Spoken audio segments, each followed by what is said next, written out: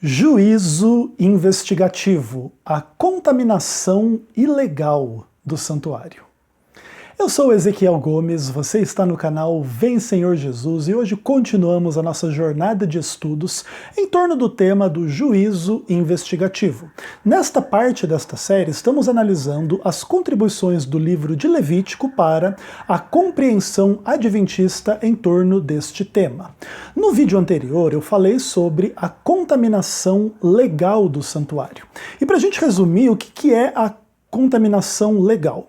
É aquela contaminação que era expiada e resolvida no dia da expiação e que era fruto da obediência à lei de Deus por parte do pecador, que trazia ao santuário o sacrifício, impunha as mãos, muitas vezes ali existia o ritual da ingestão da carne do animal por parte do sacerdote, lá dentro do santuário, existia todo um ritual de aspersão e manipulação do sangue desse animal em função do sacrifício dentro do santuário, diante do véu, diante do altar e etc. E no final lá de todo o ano litúrgico do povo de Israel, no dia da expiação, havia a purificação do santuário. Então o que a gente construiu a partir desta realidade bíblica? Que esta contaminação, diante da qual o santuário era purificado em Levítico 16, era uma contaminação legal. Ela acontecia como fruto da obediência à lei de Deus por parte do pecador, que precisava trazer esse sacrifício e também participar dos rituais do dia da expiação, em contrição, em jejum, assembleia solene e etc. E confirmar ali a sua experiência, agora não só de perdão de pecado, que é o que acontecia até então, mas agora da purificação do pecado.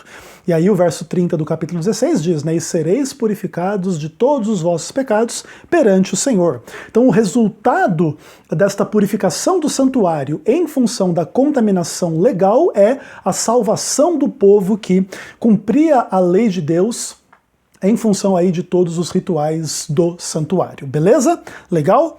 Bacana, espero que esses conceitos não assustem vocês, que vocês estejam conseguindo compreender, assimilar, vislumbrar a importância teológica desse tipo de contexto, desse tipo de conceito. E isso vai ter muitas implicações interessantes em relação à experiência da salvação.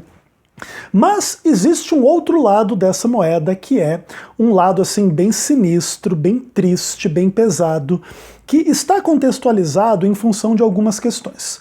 O que acontecia com aqueles pecadores no meio do povo de Israel que, em função de descrença, rebeldia, não procuravam o ritual do santuário para o perdão dos pecados?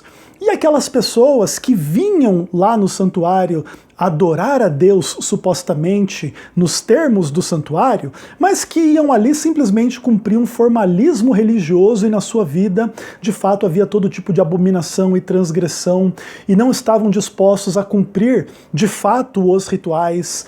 E como que é isso, como que não é? E quais são as implicações desse tipo de coisa em função de contaminação e purificação do santuário? Também, por exemplo, o santuário de Israel foi atacado muitas vezes por povos estrangeiros em contextos de guerra, foi profanado. Isso tudo era ou não era contaminação que demandava a purificação do santuário de Levítico 16 e tal? E como que isso funciona ou como que isso não funciona?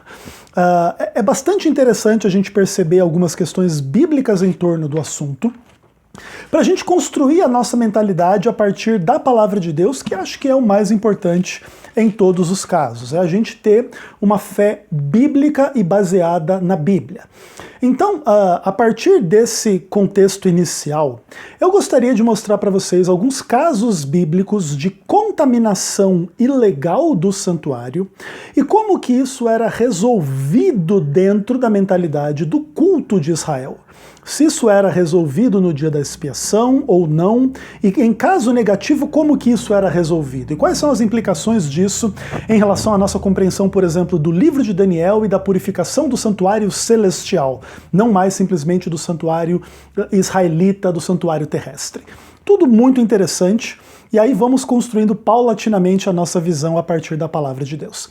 Eu decidi trazer uma questão nesse momento para contextualizar essas polêmicas e essas ideias, não do livro de Levítico, mas inicialmente do livro de Números, do capítulo 19. Depois a gente vai para Levítico, capítulo 20, versos 1 a 5.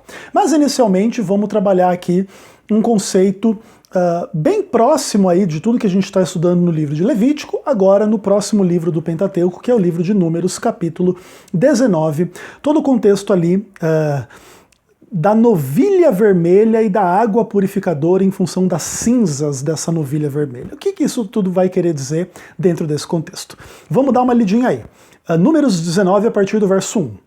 Disse mais o Senhor a Moisés e a Arão: esta é a prescrição da lei que o Senhor ordenou, dizendo: dize aos filhos de Israel, para que vos tragam uma novilha vermelha, perfeita, sem defeito, que não tenha ainda levado jugo.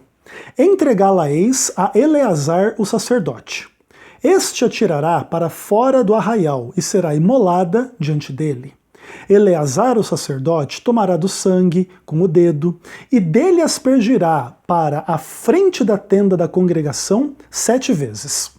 À vista dele será queimada a novilha, o couro, a carne, o sangue, o excremento, tudo se queimará. E o sacerdote, tomando pau de cedro e sopo e estofo carmesim, os lançará no meio do fogo, que queima a novilha. Então o sacerdote lavará as vestes, banhará seu corpo em água, e depois entrará no arraial, e será imundo até a tarde. Também o que a queimou lavará suas vestes com água, e em água banhará o corpo, e será imundo até a tarde.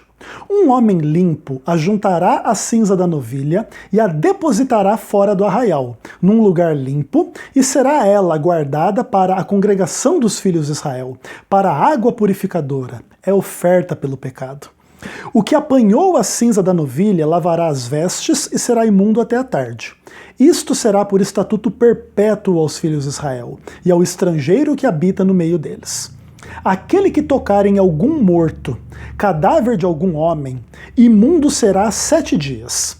Ao terceiro e ao 7º dia se purificará com esta água, e será limpo. Mas se ao terceiro e ao 7º dia não se purificar, não será limpo. Todo aquele que tocar em algum morto, cadáver de homem, e não se purificar, contamina o tabernáculo do Senhor. Essa pessoa será eliminada de Israel, porque a água purificadora não foi aspergida sobre ele. Imundo será.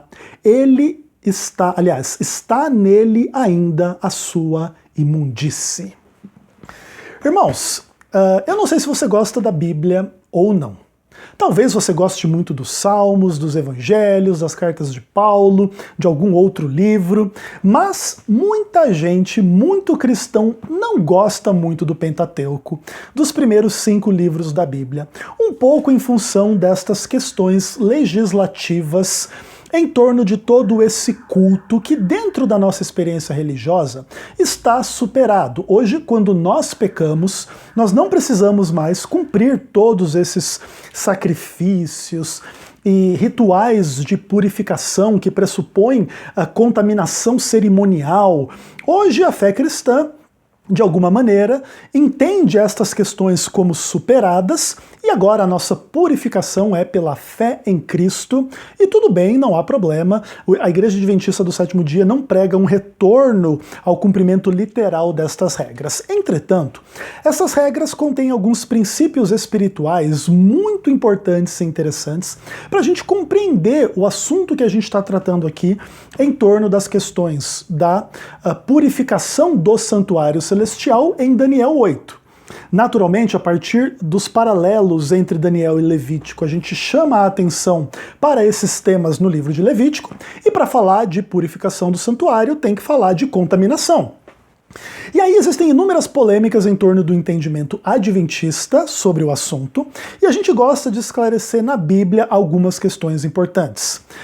E a primeira delas é a seguinte: quando o povo fiel vem ao santuário e traz ali, de acordo com as prescrições dos sacrifícios, etc., o seu pecado, esse pecado é transferido do pecador ao animal, ao sacerdote, ao santuário, e no final dessa jornada toda de rituais existe o dia da purificação, e aí o homem que já era perdoado era considerado, de fato, purificado do seu pecado, beleza? Entretanto, o que o texto de Números está querendo dizer para nós?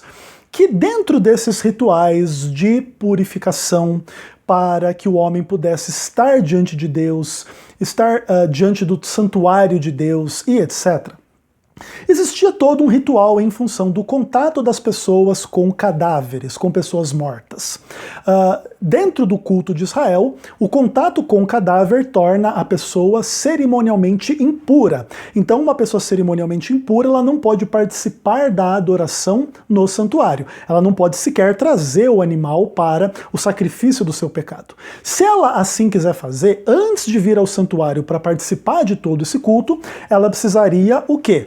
Participar do ritual de purificação prescrito em todo esse ritual envolvendo a novilha, que era queimada pelo sacerdote, e era imolada, e aí pegava a carne, o couro, os excrementos, o sangue, tudo, queimava tudo, jogava pedaço de pau, estofo carmesim, não sei o que, virava tudo ali uma cinza, e agora essas cinzas deveria ser retirada do arraial do santuário, colocada fora do arraial, e agora lá fora as pessoas que tinham tido contato com o morto, se elas quisessem fazer parte do que acontecia dentro do arraial do santuário, elas tinham que fazer o ritual de purificação. Esse era um ritual simples, os israelitas tinham conhecimento da necessidade de assim fazer, e aqueles que quisessem então adorar no templo, no santuário, faziam e cumpriam esse ritual, e aí poderiam participar da adoração naturalmente.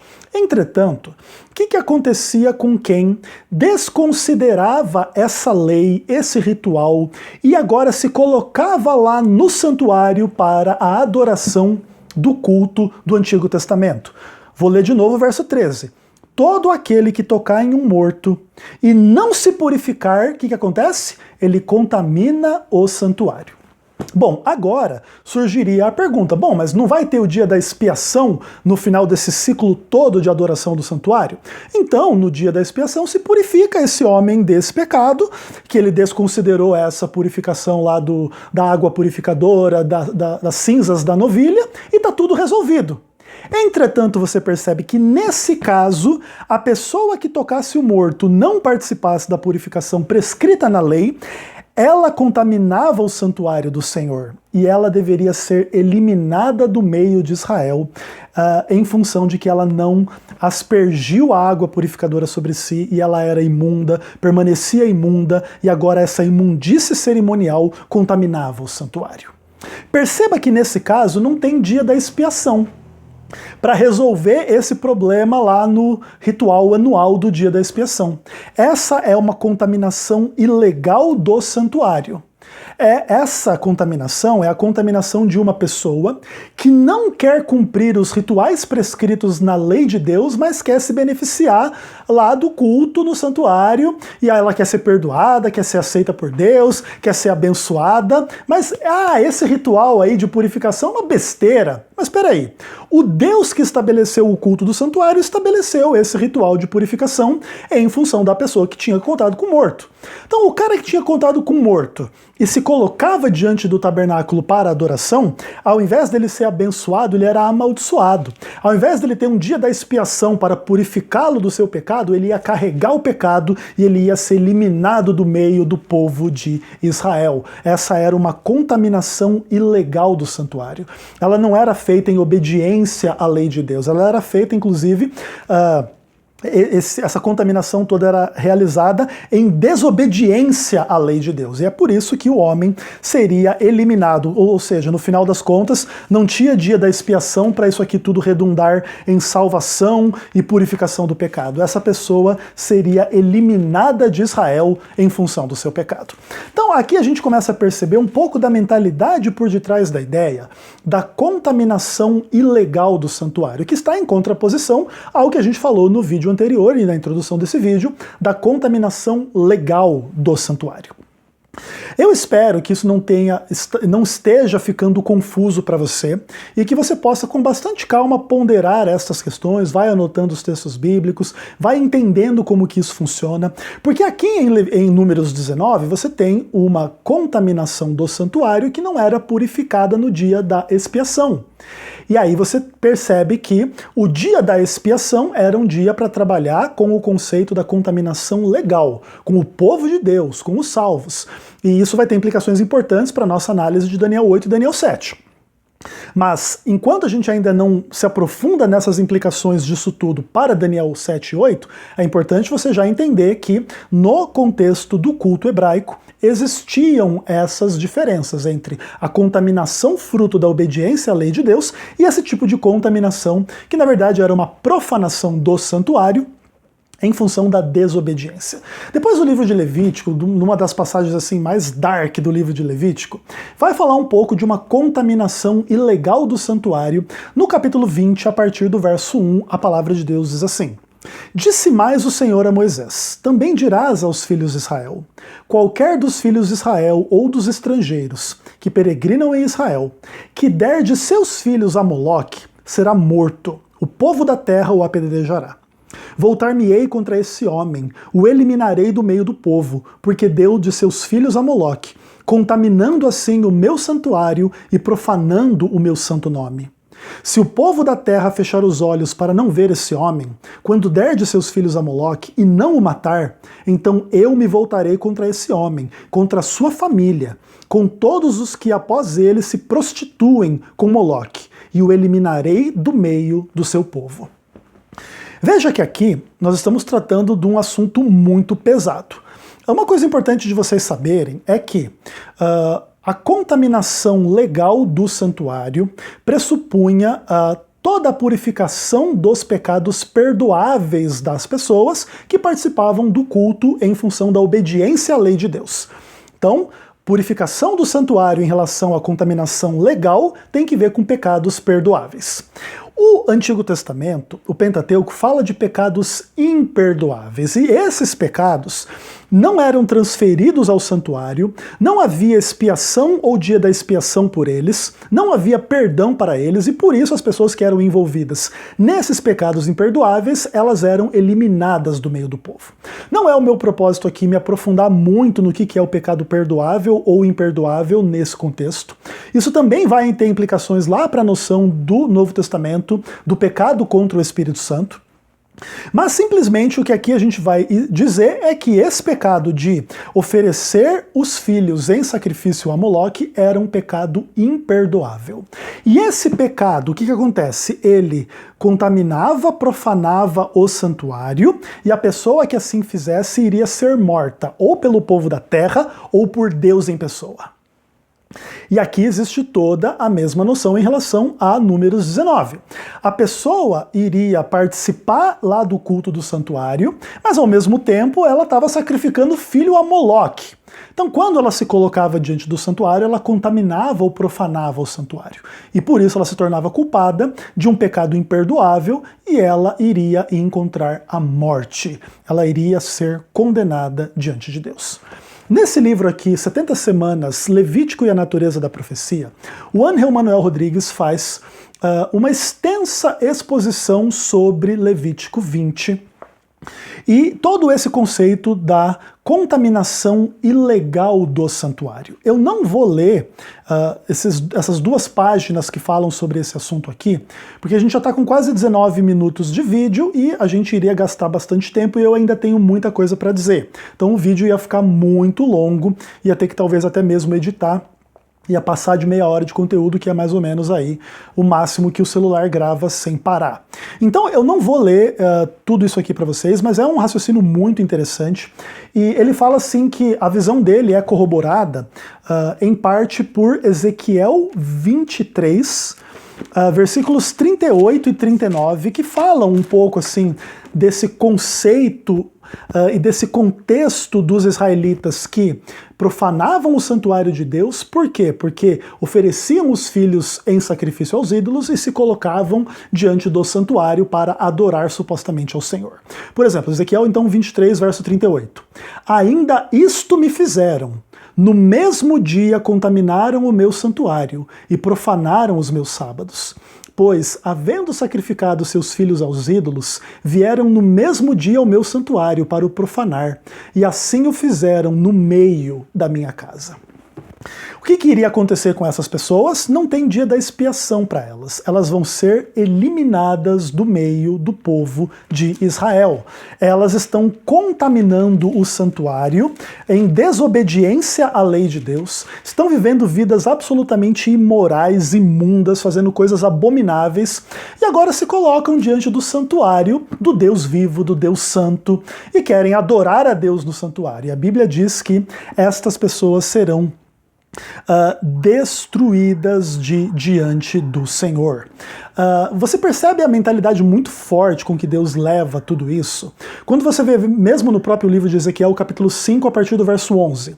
Portanto, tão certo como eu vivo, diz o Senhor, pois que profanaste o meu santuário, com todas as tuas coisas detestáveis e tuas abominações, eu retirarei sem piedade os olhos de ti, e não te pouparei. Uma terça parte de ti morrerá de doença, será consumida de fome no meio de ti. Outra terça parte cairá espada em redor de ti, e outra terça parte espalharei a todos os ventos, e desembainharei a espada atrás dela. Assim se cumprirá a minha ira, satisfarei neles o meu furor, e me consolarei. Saberão que eu, o Senhor, falei no meu zelo, quando eu cumprir neles o meu furor. Você percebe que Deus não tem problema em perdoar o pecado. O santuário, inclusive, existia para o perdão do pecado. Mas quando o povo se tornava pecador a ponto de profanar o santuário que Deus deu para o perdão, então o zelo divino emergia, e ali existia a contaminação e purificação ilegal do santuário, e não tem sacrifício, e não tem imposição de mãos, e não tem ingestão de carne, não tem manipulação do sangue, não tem dia da expiação que resolva. A única coisa que resolve isso aqui é a condenação, é a morte daquele que profana o santuário de Deus. Ok, beleza. Se você vai ler outros livros do Antigo Testamento, esse conceito de purificação do santuário em função dos pecados do povo está presente. E quando o povo peca de uma forma absolutamente rebelde, não tem purificação do santuário. O que tem é juízo e condenação contra o povo. E isso vai criar algumas questões muito interessantes dentro da mentalidade bíblica, tá bom? Deus, ele vai tratar essa questão com muita seriedade. E antes de passar para o Novo Testamento, eu queria ler alguma coisa do Antigo Testamento com vocês ainda. Então, o profeta Jeremias, ele escreve o livro de Lamentações, e no capítulo 1, no versículo 10, ele fala uma coisa interessante, que diz assim: estendeu o adversário a mão a todas as coisas mais estimadas de Jerusalém. Ela viu entrar as nações no seu santuário, acerca das quais proibiste que entrassem na congregação. Israel era a nação escolhida. Jerusalém é a capital do culto de Deus. Ainda assim o povo foi infiel. E aí o que acontece? Em função da infidelidade do povo, o que o profeta Jeremias diz? Que então os adversários ganharam autoridade para entrar, invadir, saquear, destruir Israel, inclusive o santuário. Por isso Jerusalém viu as nações entrarem no santuário. Mas elas eram proibidas de entrar, porque lá no santuário só quem poderia ministrar diante do culto a Deus eram o quê? Os levitas, que tinham sido apontados por Deus para cumprirem, né, os rituais do santuário e etc. Então, uma pessoa que não fosse levita e entrasse lá no templo, no santuário, estaria profanando o santuário, estaria inclusive ameaçada e condenada de morte da parte do próprio Deus em pessoa por causa disso, ok? Beleza. Vamos sair um pouco dessa mentalidade do Antigo Testamento e agora vamos pensar um pouco assim, como que isso tem implicações extremamente interessantes e complexas para algumas questões do Novo Testamento. 2 Tessalonicenses capítulo 2, nós temos ali um texto que eu considero muito importante nessa discussão, que estamos tratando sobre a contaminação ilegal do santuário da parte de estrangeiros, de poderes hostis, de sacerdotes infiéis, pessoas infiéis que não deveriam estar no santuário ministrando em nome de Deus. Aí nós temos ali 2 Tessalonicenses capítulo 2, onde se fala do homem da iniquidade, do filho da perdição. Aí no verso 4 do capítulo 2 se diz assim: esse homem da iniquidade, filho da perdição, ele se opõe e se levanta contra tudo que se chama Deus, ou é objeto de culto, a ponto de assentar-se no santuário de Deus, ostentando-se como se fosse o próprio Deus. Aqui é uma das imagens mais clássicas do anticristo, daquele que se coloca no lugar de Cristo, daquele que senta no santuário, ele é um invasor, ele é um estrangeiro, ele profana o santuário, sentando-se no santuário, no trono de Deus, como se fosse o próprio Deus. Naturalmente haverá polêmica na identificação histórica desse personagem, se é um personagem ainda do futuro, se é um personagem de toda a história, ou de grande parte da história, e aí a gente pode trabalhar mais extensamente essas questões depois. Entretanto, fica muito claro que essas implicações começam a ficar muito interessantes em relação a certas entidades históricas aqui reveladas na segunda carta aos Tessalonicenses. Então é o filho da perdição que senta no santuário, ostentando-se como se fosse o próprio Deus, ele se levanta contra Deus, contra tudo que se chama Deus ou é objeto de culto. Bacana, interessante. Ok, Ezequiel, até agora você falou 26 minutos, eu não entendi absolutamente nada. O que isso tudo tem a ver com a doutrina do juízo investigativo? Ok, beleza. A doutrina do juízo investigativo é a doutrina de que o santuário celestial seria purificado após 2.300 anos proféticos. Então, Daniel 8,14, até 2.300 tardes e manhãs, o santuário será purificado. Beleza? Bacana. Então, a imagem de purificação do santuário, conforme a gente já viu, é uma imagem tirada de Levítico 16, que era o único momento do culto do Antigo Testamento onde o santuário era purificado. Então, vamos ver, por exemplo, Levítico 16, verso 19. Do sangue aspergirá com o dedo 7 vezes sobre o altar, o purificará, o santificará das impurezas dos filhos de Israel. Verso 30. Naquele dia se fará expiação por vós, para purificar-vos, e sereis purificados de todos os vossos pecados perante o Senhor. Então Levítico 16 fala da purificação do santuário, do altar, conectada com a purificação do povo de Deus, ok? E agora, em Daniel capítulo 8, existe toda a noção da purificação do santuário. Beleza, bacana. Entretanto, quando a gente vai para Levítico 16, que na nossa visão é o texto base que está por detrás de Daniel 8, você percebe que os pecados considerados a serem purificados em Levítico 16 eram os pecados do povo de Deus, que o santuário tinha sido contaminado de forma legal por parte das pessoas que estavam cumprindo as condições da lei de Deus, e é somente a essas pessoas que o dia da expiação beneficia. A todas as outras que de alguma maneira profanam o santuário, o que Deus promete é condenação, juízo, destruição, e não dia da expiação para purificação e perdão e salvação. E aqui as coisas começam a ficar muito interessantes. Muitas pessoas criticam a visão adventista da doutrina do juízo investigativo porque elas acreditam que existe uma contradição entre a visão adventista e o fato de que o chifre pequeno de Daniel 8 e o chifre pequeno de Daniel 7 é que seriam os supostos responsáveis pela contaminação do santuário, que exigiria o dia da expiação ou a purificação do santuário. Então vamos lá, Daniel 8, versos 11 e 12. O que a Bíblia diz ali para nós? Eu estou em Daniel 7 aqui. Daniel 8, 11 e 12. O chifre pequeno se engrandeceu até o príncipe, dele tirou o tamide, o lugar do seu santuário foi deitado abaixo, o exército lhe foi entregue por causa das transgressões, e deitou a verdade por terra, e o que fez prosperou. E é nesse contexto que se fala de até quando vai durar essa visão aí, dessa transgressão assoladora, na qual o santuário é entregue, etc. E aí ele diz até 2.300 tardes e manhãs o santuário será purificado.